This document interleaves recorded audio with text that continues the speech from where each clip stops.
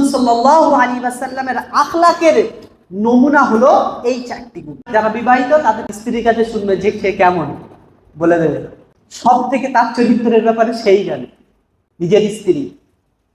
যদি কোনো অর্থশীল ব্যক্তি হয় তার ড্রাইভারকে শুনে দেখবেন সে কেমন, সে বলে দেবে। কোনো ব্যক্তি ঘরে চাকর থাকে না, অনেক ব্যক্তি অনেক অর্থশীল ব্যক্তি তার ঘরে চাকর থাকে, সেই চাকরের কাছে শুনবেন যে তোমার মালিক কেমন, বলে দেবে। রাসূল সাল্লাল্লাহু আলাইহি ওয়াসাল্লামের সাথে কেমন ঘটেছিল এবার শুনুন।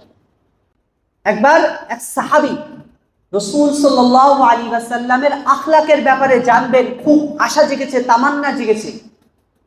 কি হচ্ছে? খুব আশা জেগেছে, তামান্না জেগেছে।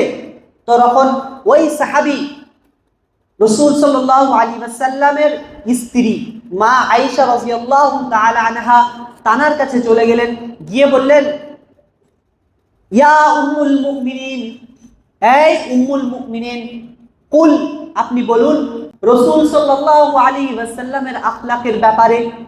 তখন আয়েশা রাদিয়াল্লাহু তাআলা আনহা একটু রাগান্বিত মতো হয়ে গেলেন, বলছেন, তুমি কি কোরআন পড়ো না? তুমি কি কোরআন পড়ো না? নিশ্চয় রাসূল সাল্লাল্লাহু আলাইহি ওয়াসাল্লামের চরিত্র হলো কোরআন। কি হলো? কোরআন। মুসলিম শরীফের রিওয়ায়াতে আরো বর্ণনা করছেন যে মা আয়েশা রাদিয়াল্লাহু তাআলা আনহা আরো বিস্তারিত খুলে বললেন। তখন কোরআন থেকে একটি আয়াত পড়লেন, সেই আয়াতটি হচ্ছে সূরা মুমিনুনের আয়াত। সূরা মুমিনুনের আয়াত, قد أفلح المؤمنون الذين هم في صلاتهم خاشعون والذين هم عن اللغو معرضون والذين هم للزكاة فاعلون والذين هم لفروجهم حافظون। এই পাঁচটি আয়াতের মধ্যে চারটি গুণ বর্ণনা করেছে। তখন আয়েশা রাদিয়াল্লাহু তাআলা আনহা জিজ্ঞেস করলেন, বলো তো, তুমি তো নবীর সাহাবী, তুমি এই আয়াতের দ্বারা কয়টি গুণ পেলে, কয়টি গুণ? তখন রাসূল সাল্লাল্লাহু আলাইহি ওয়াসাল্লামের স্ত্রী মা আয়েশা ব্যাখ্যা করে বলছেন যে রাসূল সাল্লাল্লাহু আলাইহি ওয়াসাল্লামের আখলাকের নমুনা হলো এই চারটি গুণ।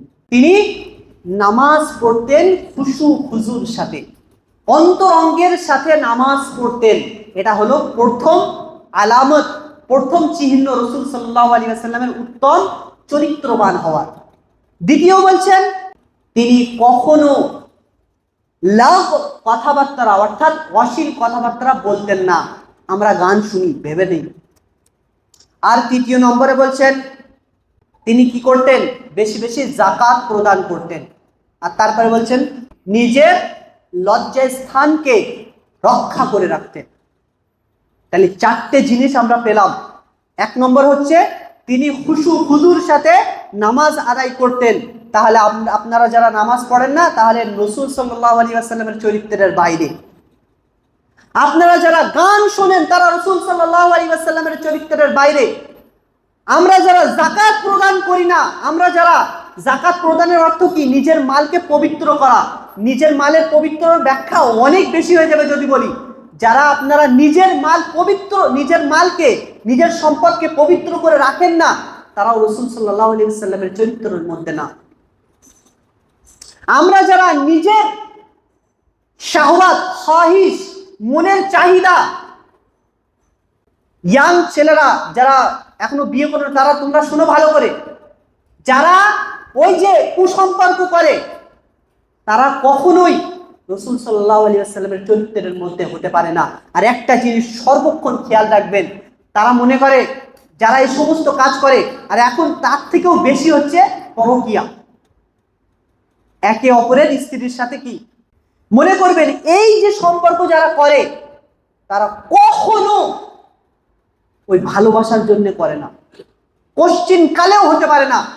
তারা কখনো, হয়তো এটা হয় সুযোগ পায় না তাই ছেড়ে দেয়, যদি সুযোগ পেত তাহলে মাল লটর পটর হয়ে যেত, ছাড় আর দিত না। সকলেই যারা ওই সমস্ত কাজ করে, তারা সকলেই নিজের মনের চাহিদা পূরণ করার জন্যই করে। সেজন্য দয়া করে এই সমস্ত কাজ থেকে বিরত থাকবেন। আর বাপদের অনুরোধ করব আপনাদের যারা সন্তান এখনো যাদের বিয়ে হয়নি তাদেরকে তাড়াতাড়ি বিয়ে দেওয়ার চেষ্টা করেন। অত অর্থের দিকে দেখার দরকার নেই, চলার মতো হলেই তাদেরকে বিয়ে দিয়ে দেন। আল্লাহ তাআলা হাদিসের মধ্যে সে যখনই কোনো বান্দা বিয়ে করে নেয় তাতে রাসূল সাল্লাল্লাহু আলাইহি ওয়াসাল্লামের হাদিস যে তাতে বরকত বাড়ে, বরকত হয়। যখন সে বিয়ে করবে তখন তার মাথা খেলবে যে আমাকে কি করে অর্থ ইনকাম করতে হবে। তো এই চারটি বিষয় অবশ্যই খেয়াল রাখবো। তো আজকে রাসূল সাল্লাল্লাহু আলাইহি ওয়াসাল্লামের চরিত্রের ব্যাপারে সংক্ষিপ্ত আলোচনা করলাম। এরপরের সপ্তাহে আরো আলোচনা করবো ইনশাআল্লাহ। আল্লাহ তাআলা শোনার থেকে বেশি বেশি আমল করার তৌফিক দান করুন।